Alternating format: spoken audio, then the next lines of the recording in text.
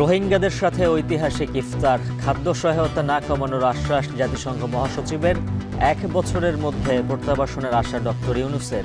যত তাড়াতাড়ি পারা যায় দুনিয়ার মানুষের উত্তর বোঝাগোনো যোগ্যই অন্যরাও নিজের থেকে গিয়ে বলতে আর দুনিয়ার মানুষের সব আরা করছুম আর ক্ষমতা আরাতে আসে আনা পাইছুম।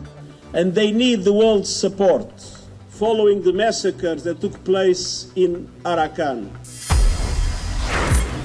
বাংলাদেশের গলার কাটা এখন রোহিঙ্গারা, প্রতিদিনই বাড়ছে নিরাপত্তা ঝুঁকি, প্রত্যাবাসনে জাতিসংঘের উপর নির্ভরতা। কোন দলীয় সরকার এই রোহিঙ্গা ইস্যুর কোনো সমাধান দিতে পারবে না।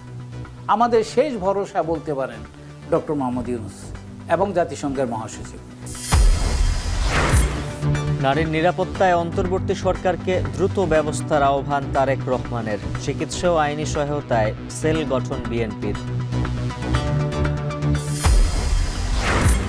অনেকটা জরিমানাতেই সীমাবদ্ধ ভোক্তা অধিদপ্তরের কার্যক্রম, আইনের ত্রুটিতে ন্যায্য অধিকার বঞ্চিত ভোক্তারা, বলছেন বিশেষজ্ঞরা।